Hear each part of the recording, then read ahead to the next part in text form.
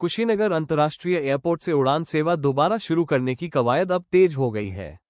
हाल ही में कुशीनगर केडीएम और एसपी ने अलग अलग स्तर पर एयरपोर्ट से जुड़े कामकाज का जायजा लिया है, तो अब एयरपोर्ट के विस्तारीकरण के लिए जरूरी शेष 29 डिसमिल भूमि भारतीय विमानपत्तन प्राधिकरण को सौंप दी गई है। इसके साथ ही एयरपोर्ट के लिए कुल 30 एकड़ भूमि अधिग्रहण की प्रक्रिया पूरी हो गई है। बता दें कि एयरपोर्ट के विस्तारीकरण के लिए 30 एकड़ से ज्यादा भूमि में से 29 एकड़ जमीन पहले ही नागरिक उड्डयन विभाग के माध्यम से अधिग्रहित कर संबंधित विभाग को हस्तांतरित की जा चुकी थी। शेष भूमि पर उच्च न्यायालय में मामला लंबित होने के कारण उसका हस्तांतरण रुका हुआ था। जिला प्रशासन की प्रभावी और सशक्त पैरवी के बाद ये कानूनी बाधा दूर हो सकी। प्रशासनिक सूत्रों के अनुसार कुछ किसानों द्वारा इस भूमि को लेकर उच्च न्यायालय से स्थगन आदेश प्राप्त किया गया था। जिला प्रशासन ने मामले में ठोस पक्ष रखा, जिसके परिणामस्वरूप उच्च न्यायालय ने भूमि से अवैध कब्जाधारियों को हटाने का आदेश पारित किया।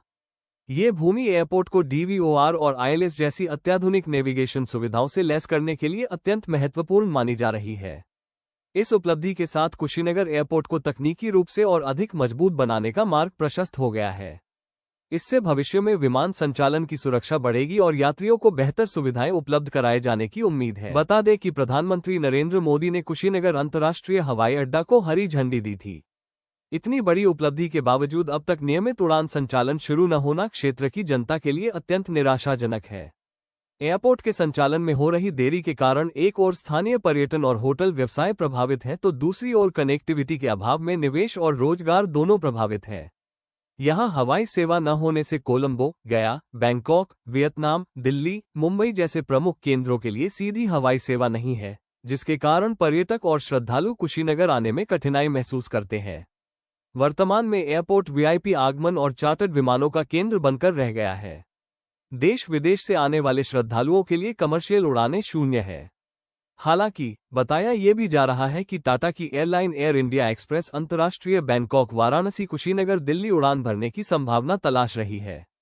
कंपनी की अलग अलग टीमें इस दिशा में तेजी से कार्य कर रही हैं। सब कुछ ठीक रहा तो समर शेड्यूल में इस उड़ान की समय सारणी घोषित हो सकती है। एक सप्ताह पूर्व 4 सदस्यीय team safety and operational feasibility study के लिए कुशीनगर एयरपोर्ट आई थी। इसके बाद से कंपनी की तरफ से इस उड़ान को लेकर संकेत मिले हैं। एयरपोर्ट निदेशक प्राणेश राय ने बताया कि एयर इंडिया एक्सप्रेस समेत अन्य कंपनियों से निर्णायक बातचीत चल रही है। हाल ही में जिलाधिकारी ने एयरपोर्ट निदेशक को निर्देश दिया कि न्यू एयरलाइंस कंपनियों शंख एयरलाइंस, अल हिंद एयर, फ्लाई एक्सप्रेस के प्रबंधन से भी कुशीनगर से उड़ान शुरू करने के लिए वार्ता करें। इंडिगो के एकाधिकार के कारण देश में उत्पन्न खराब स्थिति के बाद सरकार इन तीनों कंपनियों अवसर दे रही है। ऐसे में इनसे वार्ता की जानी चाहिए।